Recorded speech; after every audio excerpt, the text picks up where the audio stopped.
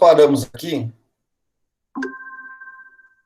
Nós paramos, então, semana passada, né, no capítulo 15, os milagres do Evangelho, né, no livro da Gênesis, itens curas. Dentro desse itens curas, nós estamos lá no subitem 42.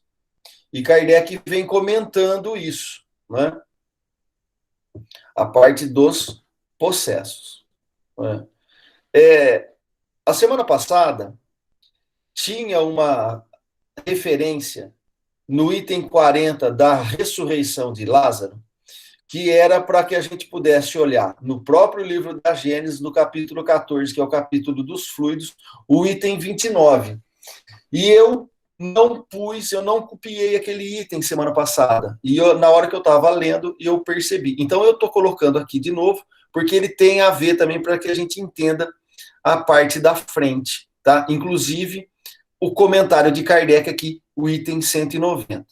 Então, no capítulo 14 e o item 29, o capítulo 14 inteiro são os itens que fala do capítulo dos fluidos. São 49 capítulos, se eu não me engano. Deixa eu dar uma olhada aqui. 49 itens do capítulo fluidos, e nós vamos percebendo que a espiritualidade e Kardec, para explicar todos os milagres, né, ditos milagres na Bíblia e nos conceitos religiosos, eles estão utilizando vários itens do capítulo dos fluidos. Então, isso mostra a importância dentro do livro da Gênesis, esse capítulo inteiro, capítulo 14, que é o item dos fluidos. Ele é um embasamento teórico para que possa a espiritualidade e Kardec utilizar desses conceitos para estarmos nos orientando como que estava procedendo tudo isso. Então, no capítulo 29, né, do livro da Gênesis, ele vai falar assim: a matéria inerte é insensível. O fluido perispiritual também é. Então, a matéria inerte, a matéria, né, ela é insensível, como o fluido perispiritual também é, mas transmite a sensação ao centro sensitivo, que é o espírito. Então, aqui nós precisamos entender bem isso, né? Porque o centro sensitivo, aquele centro que percebe, né, através ou da matéria ou através do perispírito, que chega, é o espírito. Então, é o espírito que percebe e é o espírito que sente as sensações. Sejam sensações fisiológicas. Então, a matéria do corpo, ela é inerte, né? Ela é insensível. Então, o corpo inerte, ele é insensível. Quando ele passa a ter sensações? Quando o espírito está habitando. Se o espírito não estiver concentrado no corpo e nem habitando o corpo, ele vai ser inerte e insensível, né? O fluido perispiritual também é. E isso é importante nós entendermos isso, para que a gente possa ir compreendendo o que vai ser falado para frente. As lesões dolorosas do corpo se repercutem no espírito como um choque elétrico. Como, né? Semelhante. Por intermédio do fluido perispiritual, do qual os nervos parecem ser o fio condutor. Então, o que nós aprendemos, né, nas passagens para trás? Que o fluido, né, espiritual, né, ou o fluido magnético, ele está concentrado no perispírito. E é através desse fluido perispiritual, por isso que chama fluido perispiritual, porque é o fluido concentrado no perispírito. Só para a gente lembrar, se os nossos anjos da guarda agora junto com os trabalhadores da casa, nesse momento, quiser fazer uma intervenção e um auxílio direto em nós, ou nos nossos familiares acamados, ou, como a Cris colocou no grupo agora, um médico lá em São Paulo, que estava atendendo pacientes do Covid, pegou o Covid e ficou lá entubado, desentubou e está em estado grave. Então, nesse momento, se nós conseguirmos fazer a união de pensamento, que é o espírito que comanda, com a nossa vontade firme, aliada aos nossos anjos da guarda e aos trabalhadores da casa, o fluido perispiritual deles, direto, vão chegar lá em São Paulo para esse companheiro. Ou vão chegar nos nossos lares, ou vão chegar naqueles familiares, naqueles conhecidos, ou até nos desafetos que temos, para projetarmos já a proposta da reconciliação, a proposta do perdão, mesmo que eu não consiga fazer isso de corpo presente. Então, isso é um caminho. Esse é o influxo nervoso dos fisiologistas. Então, o que o Kardec está colocando aqui, junto com a espiritualidade?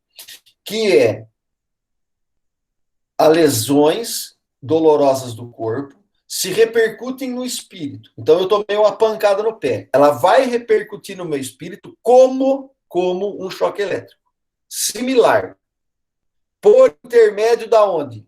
Do fluido perispiritual, do qual os nervos parecem ser o fio condutor. Por que ele está falando tudo isso, né? E ele não afirma categórico? Porque não é um fio condutor, né? E também não é um choque elétrico. Nós temos a célula do perispírito e temos a célula do corpo físico. Elas não se grudam, elas se aproximam. E entre elas tem o fluido vital. Então, quando o corpo sente uma pancada, ela transmite como, né, um choque elétrico para a célula do perispírito. E no fluido perispiritual é que nós vamos perceber as sensações externas. É o influxo nervoso dos fisiologistas, que não conhecendo essa relação que nós estamos conversando, com o princípio espiritual, não puderam explicar-lhes todos os efeitos. Então, a medicina hoje, abstendo-se e não reconhecendo todo o processo da alma e do perispírito, ela não consegue entender como é que funciona isso. E a espiritualidade aqui, já antecipando, né, a fisiologia do corpo perispiritual, vai nos dando a chave de como isso funciona. E Kardec, lá na frente, vai falar que quando a medicina da Terra descobrir os princípios e os processos do perispírito, nossa medicina vai mudar, né? E aí, ele até coloca, né, que chegará um dia que nós estudaremos a ciência, né, do espírito. Como nós estudamos a ciência da matéria, da Terra, teremos um dia a condição de estarmos estudando a ciência espiritual. E o livro dos Espíritos e todos os complementos das obras, elas vão canalizar para esses princípios. São essas revelações que a espiritualidade está trazendo. Então, interrupções ocorrem nessa transmissão da célula física para a célula perispiritual. Como? Pela separação de um membro ou do seccionamento de um nervo, mas também parcialmente ou de maneira geral e sem nenhuma lesão nos momentos de emancipação, de grande superexcitação ou de uma grande preocupação do espírito. Nesse estado, ele não se concentra mais no corpo. Então, o que, que vai acontecer? Quando eu estou naquele calor, né, do jogo de futebol, quando eu tomei uma pancada, a pessoa às vezes toma um tiro, nem percebeu que ela toma um tiro, ela está com o seu espírito 100% concentrado na ação. Então, como ele está concentrado nisso, ele não percebe essa lesão nesses momentos de superexcitação ou nos momentos de uma super preocupação do espírito. Então, o que Kardec está falando? Nesse estado, ele não se concentra mais ao corpo. E, em uma febril atividade, atrai, por assim dizer, para si mesmo o fluido perispiritual, que um tanto afastado do corpo, nele produz uma insensibilidade momentânea. Nós podemos lembrar de Jesus, aonde estiver o vosso coração, ali está a tua alma. Né? Então, aqui a espiritualidade já está trazendo. Se você tiver uma concentração muito grande em uma preocupação, você está canalizando todo o processo do fluido perispiritual para aquele objetivo. E aí, percepções de outro lugar, às vezes podem passar impercebido e ter uma insensibilidade momentânea, até que você deixe de concentrar-se nisso. É assim que no ardor do combate, um militar pode não perceber que está ferido, que alguém cuja atenção esteja concentrada sobre um trabalho não percebe o barulho que se faça ao seu redor. É um efeito análogo, porém mais acentuado, o que ocorre a certos sonâmbulos na letargia e na catalepsia. Então, você pode ter um processo na letargia, né, desse processo de sonambulismo, e na catalepsia, uma insensibilidade nesse momento dos órgãos físicos. Então, a pessoa às vezes se machuca, se arrebenta, né? Eu tinha um amigo quando a gente era mais novo, e ele caía e se batia, ele tinha esse processo cataléptico. Né? E você ia lá ajudar ele toda hora estava ralado, ele não sentia dor naquele momento. E é isso o que está acontecendo. A nossa ciência está longe ainda de entender, e mais do que isso, de pesquisar isso. Né? Eu estava lendo, acabei de ler o livro O Espírito e o Tempo, de Herculano Pires, e ele estava falando no final da obra exatamente sobre isso.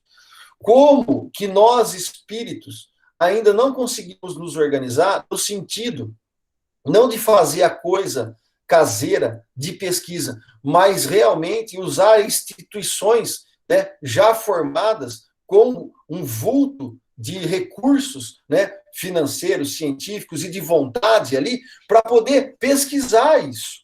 Né? Há que uma pulverização, há que um movimento de não querer descobrir certas coisas para que a humanidade ainda perpetue por mais tempo, né, num comodismo ou num convencionalismo de ficar mantendo um monte de processo aí que, na verdade, às vezes não funcionam. Né, e até acaba matando mais do que curando. Né? Não é o tema aqui, mas é só para a gente refletir sobre isso. É também assim que se pode explicar a insensibilidade dos convulsionários e de certos mártires. E aí ele manda a gente ler na Revista Espírita, em janeiro de 1868, estudos sobre os aiaçoaus. A paralisia não tem em absoluto a mesma causa. Então, aí se a gente for para o outro lado, né, da paralisia, do tetraplégico, né? Paralisou a perna, um braço. Ele não é a mesma causa. Nela, o efeito é totalmente orgânico.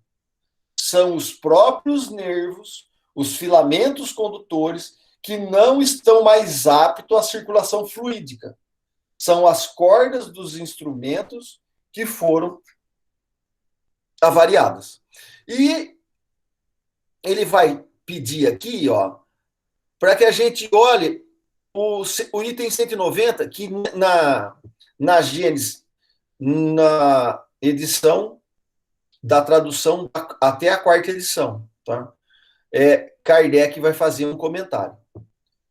O fato seguinte prova que a decomposição precede, por vezes, a morte.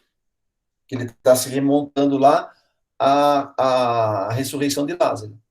No convento do Bom Pastor, fundado em Toulon pelo abade Marim, capelão dos presídios para as filhas arrependidas, encontrava-se uma jovem mulher que tinha experimentado os mais terríveis sofrimentos com a calma e a impassibilidade de uma vítima expiatória. Em meio às dores, ela parecia sorrir ante uma celeste visão.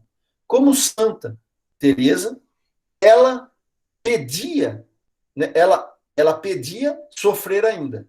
Sua carne se ia em farrapos, a granguena ganhava seus membros, por uma sábia providência, os médicos tinham recomendado que fizessem a inumação do corpo imediatamente após o óbito.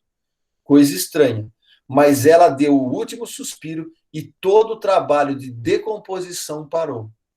As exalações cadavéricas cessaram. Durante 36 horas, ela ficou exposta às preces e às venerações da comunidade. Isso é uma nota de Kardec. Então, né, vale a pena a gente voltar lá, ler com calma, reler, né, para que a gente bem compreenda esses mecanismos.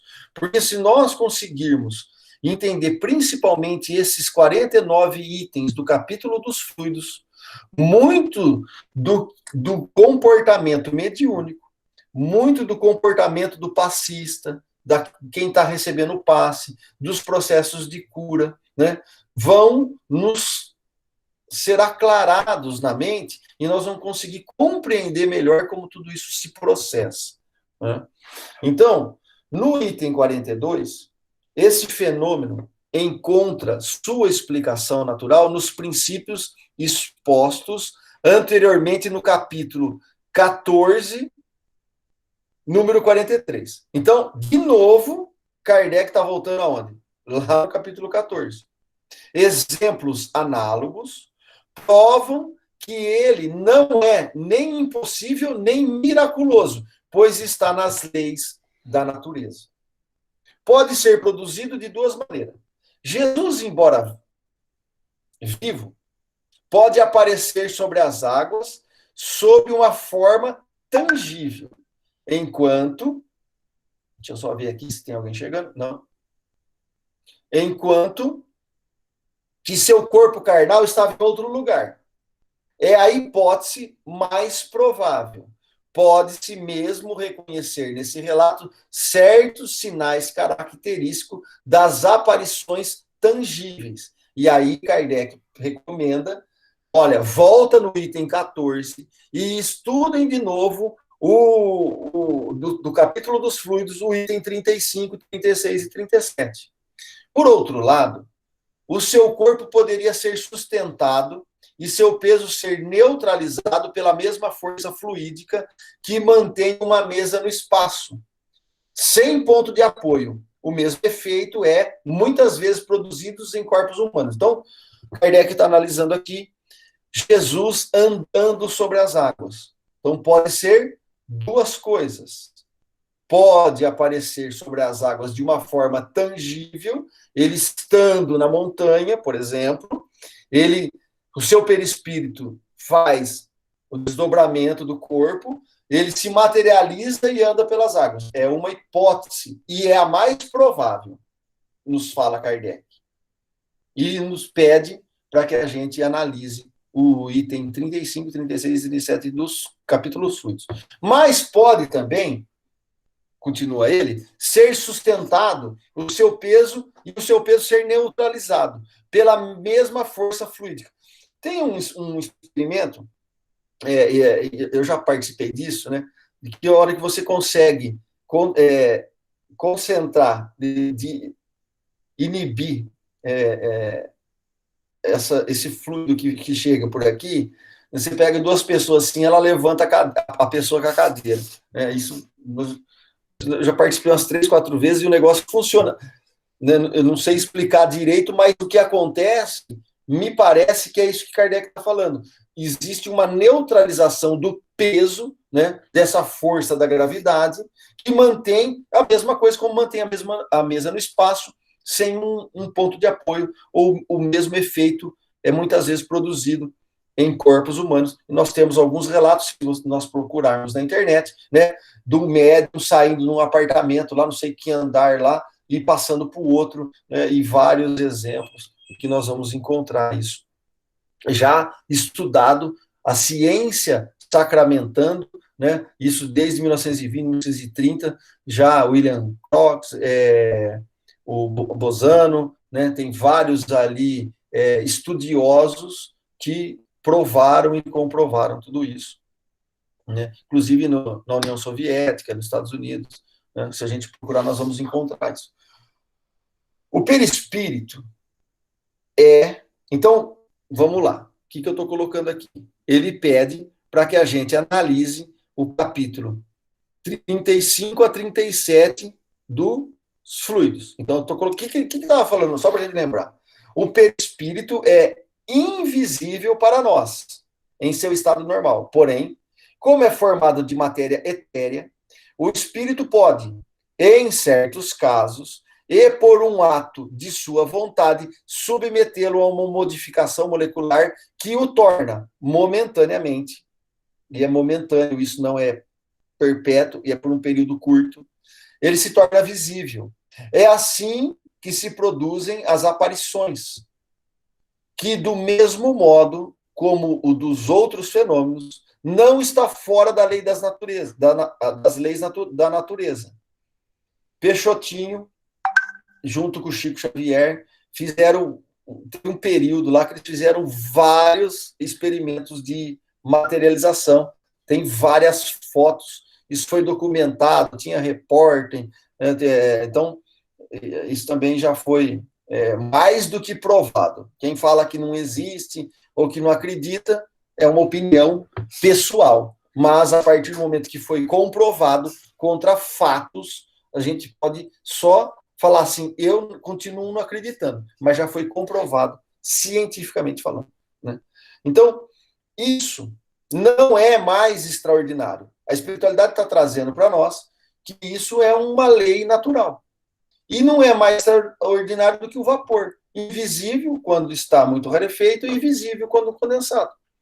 Conforme o grau de condensação do fluido perispiritual. A aparição é, por vezes, vaga, vaporosa, outras ocasiões é mais nitidamente definida. Outras vezes, tem todas as aparências da matéria tangível. Podemos tocar, né? Tem lá vários moldes de mão que foram enfiados na parafina, né? Podem até chegar à tangibilidade real, a ponto de que seja possível haver engano quanto à natureza do ser que se tenha diante de si. Temos vários exemplos na Revista Espírita e no Livro dos Espíritos da possibilidade de termos contatos com agênere, aquele que não foi gerado no físico. Então, você, às vezes, tem um apoio, um socorro, um encontro rápido com uma pessoa que não está encarnada, ela simplesmente passou por esse processo de materialização. Então, ela não foi... Isso, Kardec e a espiritualidade dá o nome de agênere, né? Que não foi gerado no físico. Né? E isso também eles falam que isso é momentâneo e é por um curto período. Né? As aparições vaporosas são frequentes. E muitas vezes é como esse aspecto que alguns indivíduos se apresentam após a morte. Porque o que nós vemos? O que um médium vê? O que nós vemos em sonho? O que nós vamos tocar se aparecer um espírito materializado? Nós vamos perceber, pela visão, pelo tato, pelo olfato, que seja, o perispírito do médium, e não o espírito. Né? O espírito é uma centelha, uma chama, né? Eles não têm nenhuma definição, né? Como a gente quiser ali ter uma similitude de imagens, né, para que a gente possa compreender em palavras mais ou menos o que é o espírito. Né? Então, o que nós vemos é o perispírito. Como que vocês estão me vendo através da câmera é o corpo carnal. Né? Então, é o que a gente vê normalmente. As aparições tangíveis são mais raras, embora delas haja numerosos exemplos, perfeitamente autênticos. Se o espírito deseja ser reconhecido, dará ao seu envoltório todos os sinais exteriores que tenha tido em vida, para ele se identificar. Então, essa colocação é o item 35. No 36 do capítulo dos fluidos, ele vai falar assim: é de se assinalar que as aparições tangíveis têm apenas a aparência da matéria carnal, mas não poderia ter as suas qualidades. Então, no item 36, ele está dando que as características da composição do perispírito, ela pode ter uma aparência da matéria carnal, mas não pode ter as suas qualidades, porque é diferente. As propriedades do perispírito é diferente das propriedades e das qualidades do corpo físico, por causa de sua natureza fluídica. Então, a nossa natureza fluídica encarnado, ela é, se a gente pegar em música, nós podemos falar assim, ela é 1/8, 2/8, 3/8 abaixo. E a natureza fluídica, né, do perispírito, dependendo da qualidade moral, pode ser 4, 5, 6, oitava para cima. Então, você tem uma diferença de natureza fluídica. E como o corpo, né, de toda a matéria composta, ela é retirada do fluido cósmico universal modificado do nosso planeta, então, dependendo da nossa qualidade moral e da nossa faixa vibratória, a composição é diferente. Então, isso vai se tendo várias constituições. Né? Então, elas não podem ter a mesma coesão, porque, na realidade, não são de carnes. Elas se formam instantaneamente e desaparecem da mesma forma, ou evaporam, pela desagregação da molécula fluídica. Se a gente for desagregar a molécula física, nós temos a falência dos órgãos e nós temos a morte. No caso da materialização da molécula fluídica, ela vai simplesmente quase que desaparecer, porque ela evaporou. Mas ela continua ali, só que a gente já não vê mais. Como o gelo, né, já evapora ali e passa do estado, né, de sólido para gasoso direto, de repente. Né? Os seres que se apresentam nessa condição nem nascem nem morrem, como os outros homens. Nós os vemos e não os vemos mais, sem saber de onde vieram, como vieram e para onde vão. Não se poderia destruí-los, nem os acorrentar ou encarcerá-los, já que não possui corpo carnal. Os golpes que se lhes desferissem bateriam no vazio. Então, aqui, ele está remontando para que a gente analise isso para provar como que Jesus poderia ter andado na água sem ser um milagre, no sentido de uma intervenção ou uma mudança nas leis naturais. Não, isso é perfeitamente natural e passível de fazer, né? Não só por Jesus, mas por qualquer um que consiga dominar e ter essa condição. Por isso que Jesus fala: vós sois deuses, fareis as coisas que eu faço, e se quiser, muito mais. Ele não põe nem limite para o negócio. Né? Então, ele já está dando já uma prévia disso. Então, essa é a característica dos agêneres, com os quais se pode conversar sem cogitarmos o que são. Contudo, não permanecem nesse estado por longo tempo e não podem se tornar frequentadores habituais de uma casa ou figurar entre os membros de uma família. Só nesse trecho, se o pessoal tivesse se atentado a esse princípio do item 36 dos fluidos, a obra de Rustang já seria refutada por completo. Só nesse capítulo aqui, só nesse item aqui. Porque Rustang defende, como uma das suas pilares das obras, o corpo de Jesus de forma não carnal. Então, se a lei, que a espiritualidade está nos revelando, que os agêneres, aquele que não foi gerado na carne, eles só podem permanecer em um estado, né? Eles não podem permanecer por longo tempo e não podem se tornar frequentadores habituais de nenhuma casa ou figurar entre membros de uma família, isso vale para todo mundo. Senão, nós vamos ter que achar que Deus é partidário, né? Ou as suas leis, elas mudam em função, né, do gosto e do prazer dos seus filhos. Coisa que lá no primeiro item, né, e para quem quiser bem compreender tudo isso, né, quando nós estudamos isso no princípio, nós estávamos, eu, a Elânia e o Ravazzi, né, no primeiro tópico, depois da apresentação do livro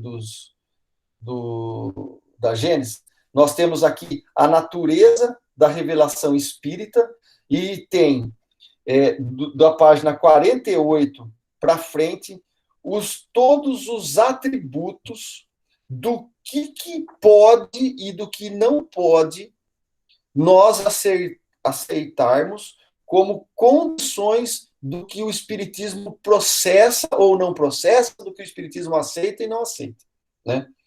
Eu até comentei que eu fui num congresso em Goiânia, né, onde tinha muitos palestrantes lá, e estava comemorando a Gênesis, né? Isso tem acho que uns 3 ou 4 anos, não me recordo que ano que foi.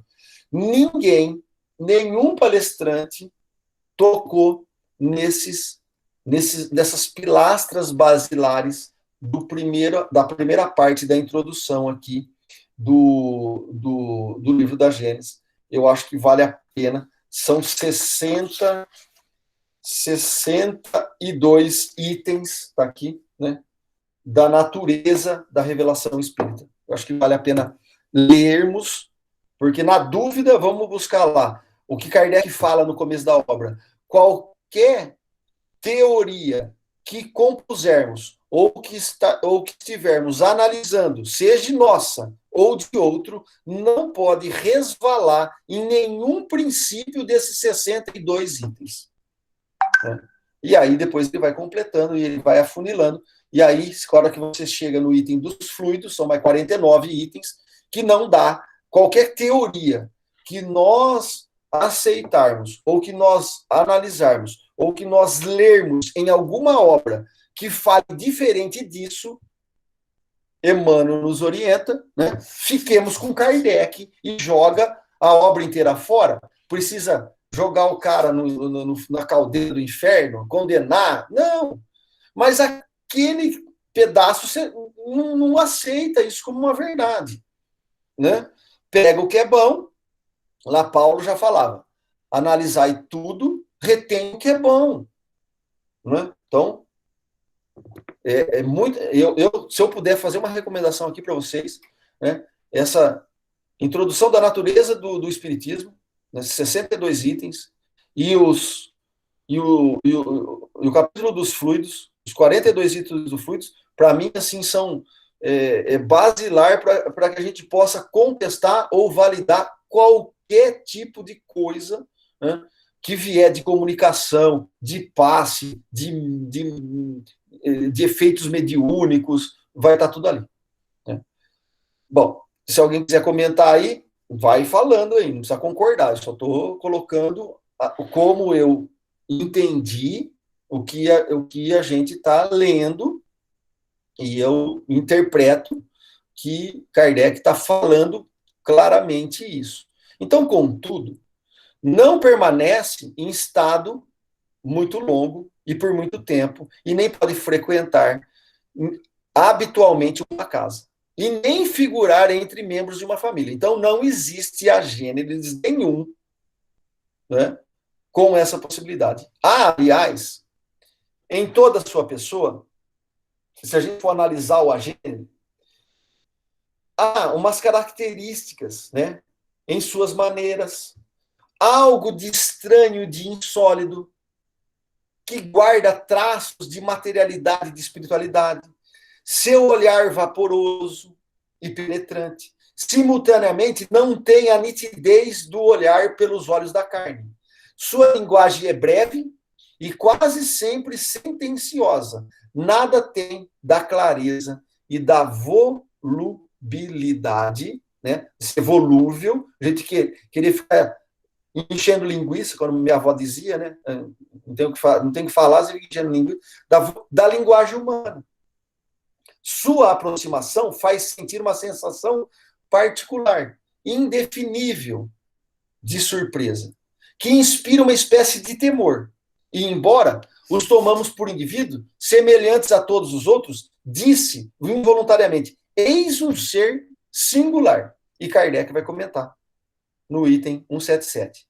Exemplos dessas aparições vaporosas ou tangíveis de diagênes está relatado na Revista Espírita de janeiro de 58, em outubro de 58, fevereiro de 59, né, março de 59, janeiro de 59. Então, eu não estou conseguindo... Quando a gente estava no Unelar, nós estávamos comparando a tradução da quarta do original com as outras traduções a partir da quinta. E tem muita diferença. Né? O Ravaz estava anotando lá. E daqui para frente vão ser as maiores controvérsias entre essa tradução do original e as traduções que nos chegaram, que foi publicada 5 anos depois, né, da morte de Kardec. Né? Então tem algumas modificações. E, na dúvida, nós ficamos com o que Kardec publicou em vida, que, inclusive, num livrinho que Kardec colocou, que ele publicou em 2, 3 meses antes dele desencarnar, a biblioteca, os livros para se montar uma biblioteca espírita. E lá nesse livro, eu tenho aqui em casa, nós já estudamos isso aí no Unelar, ele deixa qual livro ele publicou e qual edição. Então, tem todas as obras. Então, qual a edição do Livro dos Espíritos, que foi a última que ele sacramentou, qual foi a edição da Gênesis, então nós temos tudo lá. No item 37, que é o último item aí do capítulo dos frutos para a gente analisar, o perispírito, sendo o mesmo entre os encarnados e os desencarnados, um espírito encarnado pode aparecer por um efeito absolutamente idêntico. Então, olha que essa é uma outra revelação. Isso aqui são leis. A espiritualidade está nos revelando leis do mundo espiritual. O perispírito nosso, encarnado, e o perispírito dos desencarnados, né, é o mesmo. É do mesmo princípio. Então, quando a gente desencarna, nós perdemos a carne. E o perispírito é o mesmo, não muda. Não vira, né? não tem uma magia. Isso é a mesma coisa. E por isso que um espírito encarnado pode aparecer por um efeito absolutamente idêntico. Tudo que nós tratamos aqui, do agênese, do andar sobre a água, da materialização, seja uma materialização mais tangível ou mais assim, né, volátil, ela vai se dar ao mesmo se eu estiver aqui em repouso e for lá aparecer na casa de alguém, pensou que legal? Aí eu vou aí, né, em perispírito, é o mesmo processo. A lei é a mesma. Né? Num dos seus momentos de liberdade, em outro lugar, diferente daquele em que seu corpo repousa, com seus traços habituais e de todas as marcas de sua identidade. Isso já está mais do que provado. Né? Temos N casos consagrados, inclusive cientificamente, de desdobramento.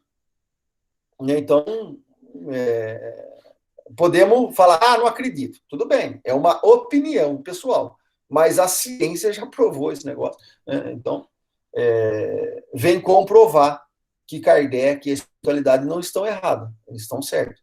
Esse fenômeno, né, do qual se tem exemplos autênticos, que deu lugar às crenças nos homens duplo. E Kardec vai comentar de novo. Você vê que esses itens são tão importantes que Kardec está toda hora comentando. Ele não faz isso corriqueiramente em toda a obra da Gênesis, mas aonde é importante ele pega lá e comenta, e aonde é importante ele volta, olha, estuda de novo os fluidos, estuda de novo o fluido, percebe? Né? Veja exemplos de aparições de pessoas vivas na Revista Espírita de dezembro de 58, de fevereiro de 59, agosto de 59, novembro de 60. Então, Kardec está falando, olha, está ali. Né? Ele mesmo já tomou cuidado de lá em 1860, 1859, já colocar que isso já era ali, né, real. Né? Então, a transfiguração, que agora é o item 43 do capítulo 15 das curas de Jesus e dos milagres, né? É o item que nós estamos. 6 dias após Jesus tendo chamado Pedro, Tiago e João, conduziu-os com ele sobre uma alta montanha, afastada. Ó, Kardec já vai comentar de novo. O Monte Tabor, né, com TH ou sem TH, ao sudeste do lago de Tabarixe, e a 11 quilômetros ao sudeste de Nazaré, tem aproximadamente 1.000 metros de altitude. Nota de Kardec. Então, nessa montanha, que tem aproximadamente 1.000 metros de altitude, né, e fica localizado aí entre Nazaré e o lago de Tabarixe, ele se transfigurou diante deles. Diante de quem? Diante de Pedro, diante de Tiago e diante de João. E enquanto ele fazia suas preces, sua fisionomia parecia completamente outra. Suas vestes tornaram-se brilhantes de luz e brancas como a neve. De modo que não há nuvem, que não há nenhum alvejador sobre a terra que possa fazer algo assim tão branco. E eles viram aparecer Elias e Moisés. E conversaram. E conversavam com Jesus. Então Pedro disse a Jesus: Mestre, nós estamos bem aqui. Passamos 3 tendas. Uma para vós, uma para Moisés e outra para Elias. Porque ele não sabia o que dizer, de tanto que estava assustado. Ao mesmo tempo, apareceu uma nuvem que os encobriu. E saiu dessa nuvem uma voz que disse essas palavras: Este é meu filho bem-amado, escutai-o. Ele veio, né, como se essa voz está falando assim, olha, dê ouvido a eles, a Jesus, escute ele, né, preste atenção. Logo, olhando de todos os lados, não viram mais ninguém senão Jesus, que permanecia só com eles. Quando desceram da montanha, ele os recomendou para não falar a ninguém o que tinha visto, até que o Filho do Homem fosse ressuscitado entre os mortos. Então, Jesus já estava com cautela para não revelar o que tinha acontecido. E ainda deu uma premonição. Ó, quando eu for ressuscitado entre os mortos, aí você fala. Vocês falam. E eles mantiveram o fato em segredo, comentando entre si o que queria dizer essas palavras, até que o Filho do Homem fosse ressuscitado entre os mortos. Isso está lá em São Mateus, capítulo 9, versículo de 1 a 9. Emmanuel comenta esse fato na pergunta 310 do Consolador. A transfiguração do Senhor é também um símbolo para a humanidade? E Emmanuel é enfático. Todas as expressões do Evangelho possui uma significação divina. E no Tabor, contemplamos a grande lição de que o homem deve viver a sua existência no mundo, sabendo que pertence aos céus, por sua sagrada origem, sendo indispensável, desse modo, que se desmaterialize a todos os instantes, para que se desenvolva em amor e em sabedoria, na sagrada exteriorização da virtude celeste, cujos germes lhe dormitam no coração. Então, Emmanuel aqui está praticamente sacramentando também a questão 799 do Livro dos Espíritos, como o Espiritismo pode auxiliar na transformação, né, do planeta. E eles respondem assim: destruindo o materialismo. Então, isso é muito profundo, porque Emmanuel vai chamar de novo a nossa atenção, que nós possamos, desse modo, desmaterializar a todos os instantes, para que possamos, dessa maneira, desenvolvermos em amor e em sabedoria, na sagrada exteriorização do quê? Do orgulho, do egoísmo? Não, das virtudes celestes, cujo o germe dormitam no nosso coração. Então, se nós analisarmos essa frase de Emmanuel, né, cada trechinho, né, tudo aqui vai remeter de um trabalho incessante de nós construirmos esse projeto de arrancar a virtude de nós que temos em germe latente, mas que isso aí precisa cuidar, precisa cultivar, precisa parar, precisa aguar, precisa regar, né? Precisa ir lá, precisa adubar, precisa zelar. Por isso que o símbolo meu pai é o agricultor, né? E eu estou aqui ajudando aqui. Né? Então, não é à toa que a espiritualidade usa essa simbologia para que a gente possa bem compreender. Né? Nós temos aqui o item 44, que é o comentário da transfiguração. Então, acho que vale a pena ler, e nós vamos parar aqui na tempestade animada, tá? Para a semana que vem. Então, no item 44, Kardec está comentando lá esse fato da transfiguração do item 43. Então, no 44, ele traz assim: é ainda nas propriedades do fluido perispiritual que se pode encontrar a razão desse fenômeno. A transfiguração é explicada no capítulo 39, né? No item 39 do capítulo 14. Ó, percebe? De novo, todos esses fenômenos, eles estão concentrados nas propriedades do fluido perispiritual. É nele que nós podemos encontrar a razão desses fenômenos. E a transfiguração vai ser explicada pelo item 39.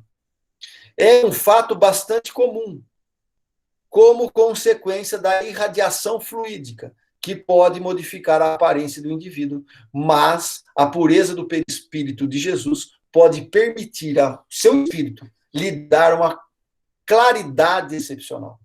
Quanto à aparição de Moisés e de Elias, ela se inclui inteiramente no caso de todos os fenômenos dos mesmos gêneros. Capítulo qual? Capítulo 14, item 35 e seguinte. Ó, nós já analisamos o item 39 lá para trás, e nós acabamos de analisar agora o item 35, 36 e 37. Né? Então, toda a explicação de tudo isso, para bem compreender, nós temos que estar ali afiado com todos os itens, né, do capítulo 14 dos fluidos do livro da Gênesis. De todas as faculdades que se revelaram em Jesus, não existe nenhuma que esteja em desacordo com as condições da humanidade. Olha que lindo isso aqui. De todas as faculdades que se revelaram em Jesus, não existe nenhuma que esteja em desacordo com a condição da humanidade em que se encontre entre o comum dos homens, porque elas são da natureza. Então, se a gente, mais um parágrafo aqui, que se a gente bem compreender, muitas obras que às vezes são ditas como espíritas, tem trechos que agridem esse conceito. Por exemplo, de novo, os 4 evangelhos de Rustang e várias obras subsidiárias a ela. Né? Não tem jeito de querer transformar as características de Jesus numa condição sobre-humana. Então, Kardec está falando aqui, e a espiritualidade está afirmando, não existe nenhuma faculdade que esteja em desacordo com a condição da humanidade, em que não se encontre entre o comum dos homens. O comum dos homens. Não é assim, o mais sublimado, o mais elevado do homem encarnado. Não, é do comum, é da média. Porque elas são do quê? De uma natureza. Essas são da natureza. Mas tem uma condição. Pela superioridade de sua essência moral e de suas qualidades fluídicas, elas atingiram em Jesus uma proporção acima do comum. Então ele conseguiu fazer, né, os ditos milagres pelas nossas crenças como algo sobrenatural. Então ele nos representava a par do seu envoltório carnal, no estado dos espíritos puros. Então, por isso que a espiritualidade vai falar assim, o espírito mais puro e evoluído que passou pela Terra é Jesus. Mas isso não adianta a gente vir com conceitos, né, e teorias propostas em que o corpo de Jesus era fluídico, que as características, que ele não sentia dor, que ele era diferente da maioria, que o corpo dele. Então, percebe que toda essa narrativa, né, em volta desse tema é falso, né? Segundo o livro da Gênesis, nas palavras de Kardec da espiritualidade aqui. Né? Então, acho que a gente pode parar por aqui, falta 3 minutinhos, e nós continuaremos a tempestade animada para a semana que vem. E se eu puder deixar uma recomendação, eu gostaria que, se vocês pudessem analisar e ler a obra da Gênesis, esse primeiro, né, esses primeiros itens aqui dos fenômenos da natureza da revelação espírita, que é da página 42 a 78. E depois o capítulo 14, que é o itens, os fluidos. Vou pegar aqui. Cadê o negócio? Capítulo 14, que vai da página 282 a 312. Né? Eu acho que isso aqui vale a pena ler, reler, porque é fundamental para que a gente conheça os princípios. E quando a gente lê, e tudo nós possamos ler, né, mas com a base. Aí a gente vai separando. Isso aqui não é Kardec, isso aqui está dentro de Kardec, isso aqui é esoterismo, isso aqui pode ser hinduísmo, isso aqui pode ser budismo, mas tem nada a ver com o espiritismo. Para que a gente possa começar a separar o joio do trigo, porque virou um balaio de gato, né, no movimento espírita, que nós vamos perdendo o fio da meada. E nós vamos enxertando um monte de coisa, né, que não tem nada a ver com o espiritismo. Tem algum problema? Se a gente aceitar como verdade, tem. Né? Mas podemos ler de tudo, não tem problema nenhum. Mas, se nós defendemos na casa espírita os princípios espíritas, nós precisamos saber o que isso em verdade é. Tudo bem?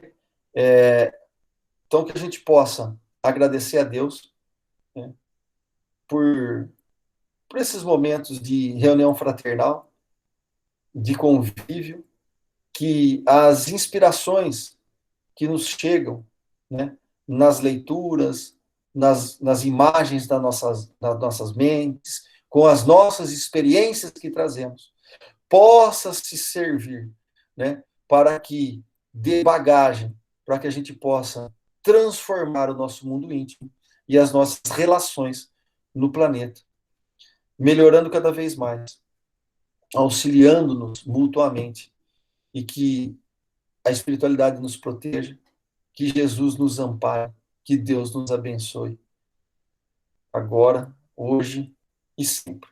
Né? Muita paz.